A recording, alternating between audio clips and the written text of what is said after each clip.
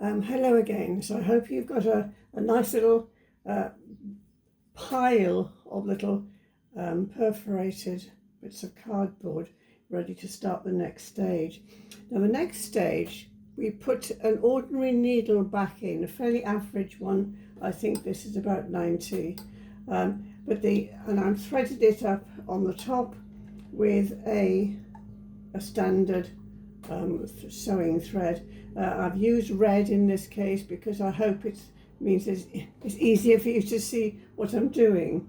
Now in the bobbin, I'd like you to take out your any thread which you might have, a spool which you might already have in it, and I want you to put back in, if you can, a spool which is filled with quite thick, much thicker thread. And this one, I think you can see, I'm using a thickish cotton perle. Now, your machine might not like this thickness, in which case you could go down to a slightly thinner thread, but still a thickish thread. I'm trying to use strong colours so you can see the difference. And I've hand threaded these these embroidery threads on, and there's a yellow one there. So we'll see what works in your machine. I'm going to put a medium one in to demonstrate.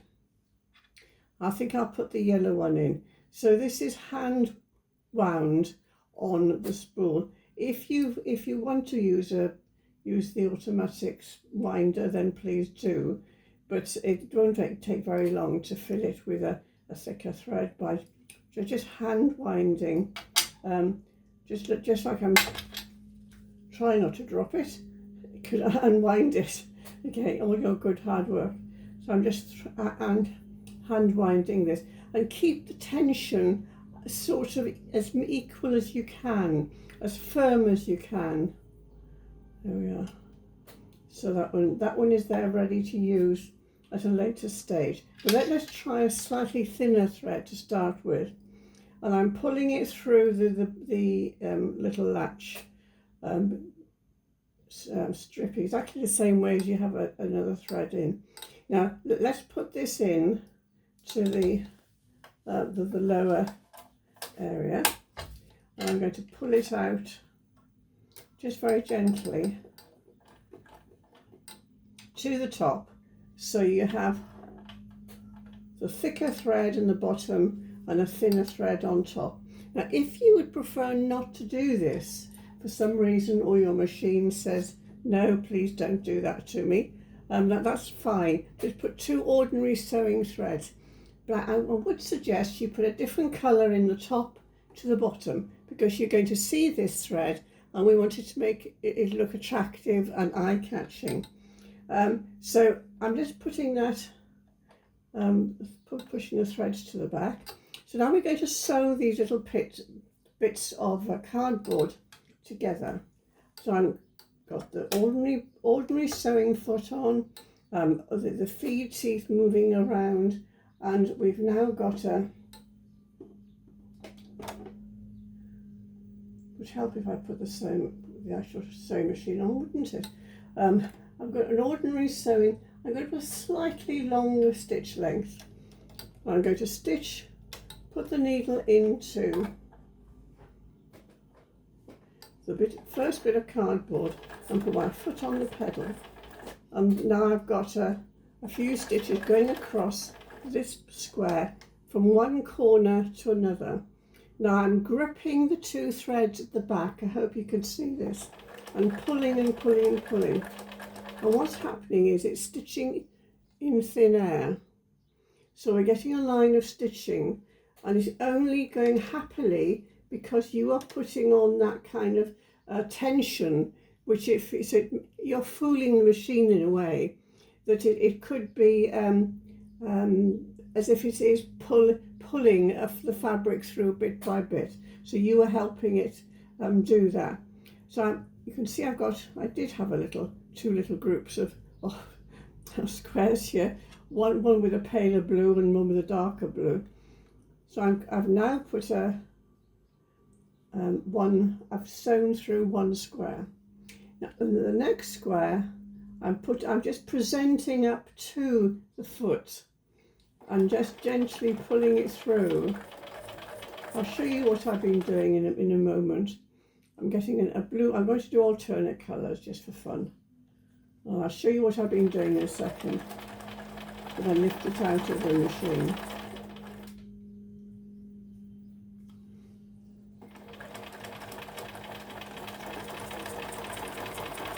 Right, I'm going to stop there just so I can show you what I'm doing. So we've got the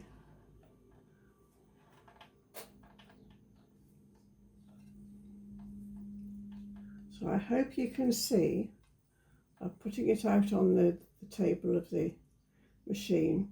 It is sewing through a piece of card, the card, then it's sewing in nothing, and I hope you can see from here that it actually has a really pretty barber's pole effect of a yellow and a red thread.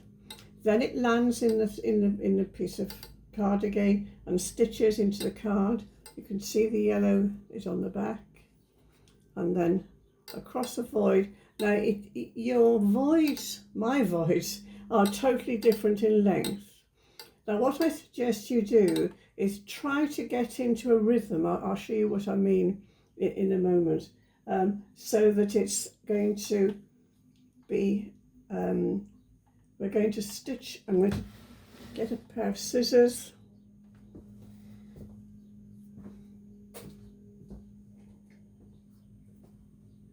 I'm going to cut that off. I don't want any tangles or knots. So I'm going to now start on this last little threading square again.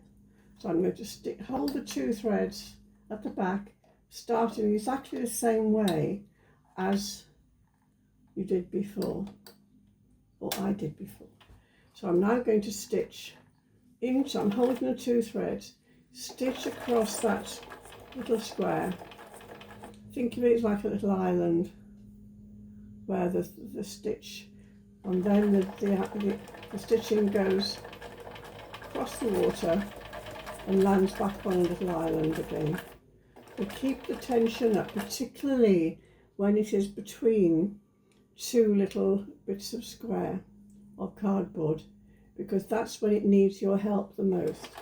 Now, if you can try to do this where the length between each little square is roughly the same, you might feel better pleased with yourself.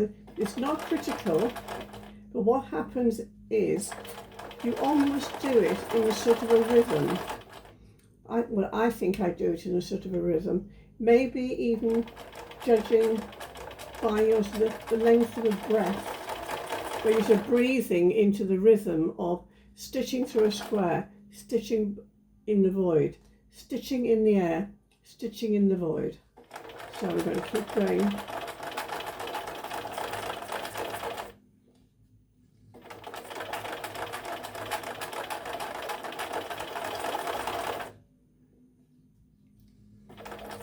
If you find your little squares aren't equal, there's a rectangle going through there, I shouldn't worry at all. Now, as your hand, you're almost thinking as if your arm wants to grow longer and longer. Well, don't worry, just come back and pick up, holding, gripping the little square that's closest to you until you go.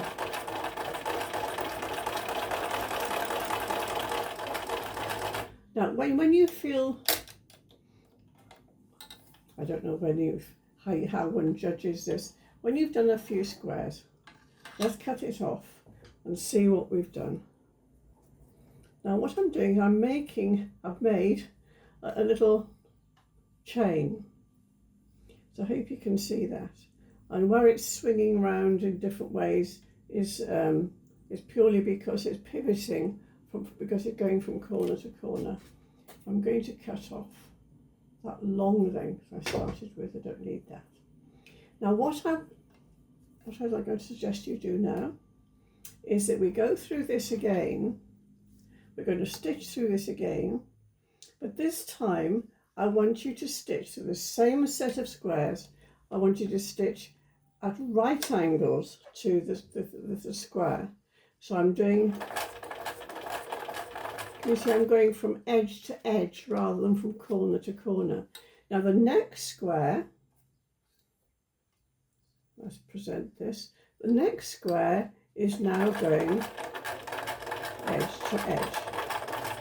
So all these squares are being twisted around so that they are going to be sewn edge to edge, and try to get them all the right way up, so that if there's an important surface in one side rather than the other, then try to make sure that you're keeping that frontage, as it were. Can you see I'm just trying to twist them around so that they are presenting edge to edge. Edge to edge. I hope the camera is picking this up so that you can understand the process. I'm trying to keep going as fast as I can so you don't spend all the time watching somebody else do the work. Okay, now let's take a long thread, cut it off, and now let's see what we have. What we've now done is I've created the chain, but I've created it as a slightly angled chain, and you'll probably notice that the I don't know how that's got looped around.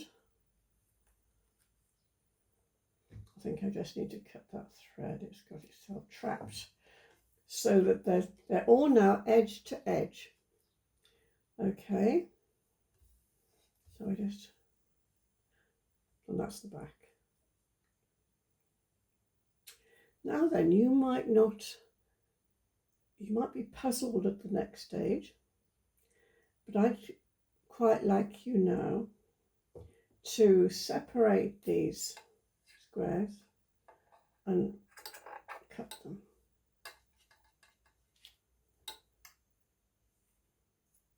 Again, I'm trying to avoid my hand getting in the way.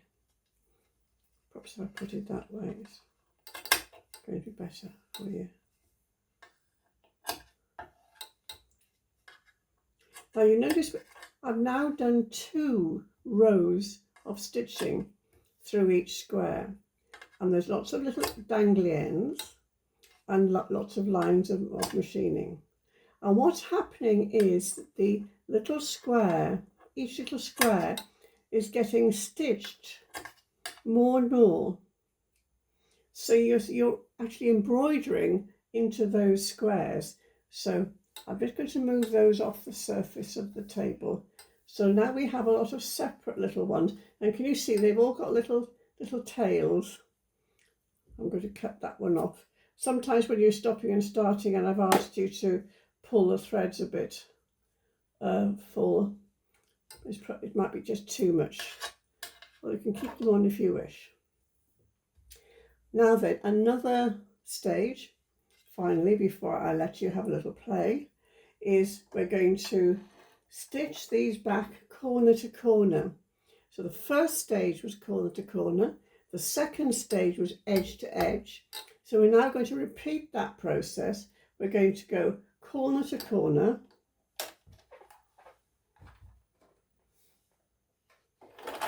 again holding those 2 tail ends securely so that it doesn't tangle up, leaving a gap. The gap is important, you might have noticed, because otherwise you won't be able to twist the square around and form a go edge to edge on the second route, as it were. So we're corner to corner. So that's stage 1. Can you see that coming out for the back of the machine, corner to corner. Now your common sense might tell you this, that the stitching, the corner that you're choosing is a different corner to the one you chose before. So we're starting to add machine stitching to that square by going across in different directions. You could go across in the same direction, but it wouldn't be so attractive, I don't think, but it is an option. Just a few more and I'll show you what the second stage is, which you probably might have guessed in a minute. So corner to corner, but a new corner to a new corner.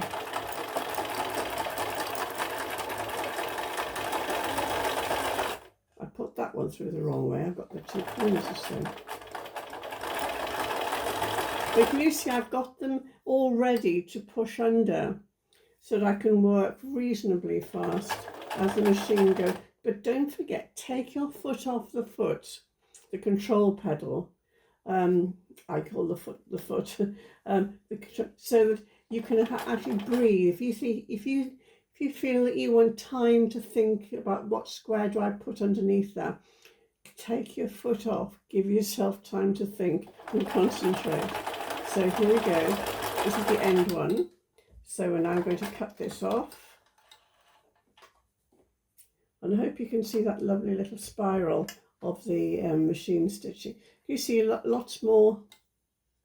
Now this is still preparatory stage, but very soon we're going to put these together and create more of a textile. So the next stage for this is the same as it was before, where we stitch edge to edge.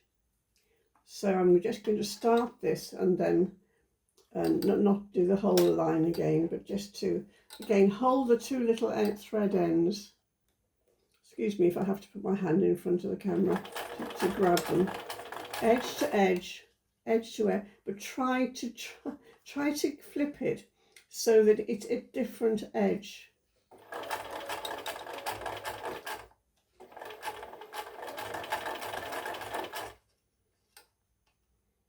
There we are. Edge to edge, edge to edge. You need to give yourself time to think, do so. Thinking is important as well as doing. Edge to edge, edge to edge.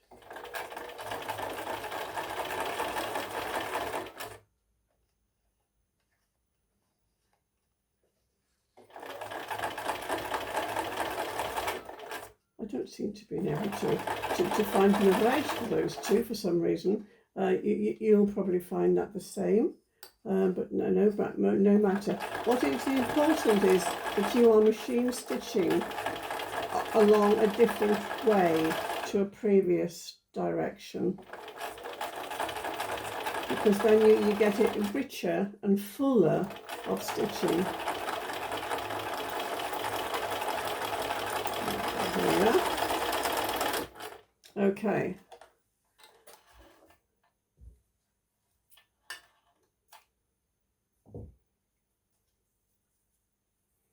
So now we've got a little row of stitched squares, highly stitched because you've gone through them several times, changing directions. But you remember that time you've got corner to corner, then edge to edge, then cut them apart, and then corner to corner, straight to straight. And you could think to yourself, perhaps I now cut them apart again. Don't do that for the moment, because we might be having a rethink. Because what I'd like you to prepare for the next session is to do that for a handful of squares. And I've taken 1, 2, 3, 4, 5, 6, 7, probably about a dozen or so squares. Because that makes, if I put them along there, you can see them, I hope, a little bit easier. What we're going to do next is to decorate these. You see the backs of these squares are really quite plain, and what we're going to do next is, using some translucent fabrics, we're going to put these on to the backs. So we leave that to another stage, and then we'll start putting things together. So you're making, you can see the gesture interests you. So these are then stitched across edge to edge, or it could be corner to corner, but you start to build up a fabric from it. So let's leave it like that. Shall we say half an hour in theory before I show the next demonstration, and do on Zoom, just please ask if you have any queries when you're working.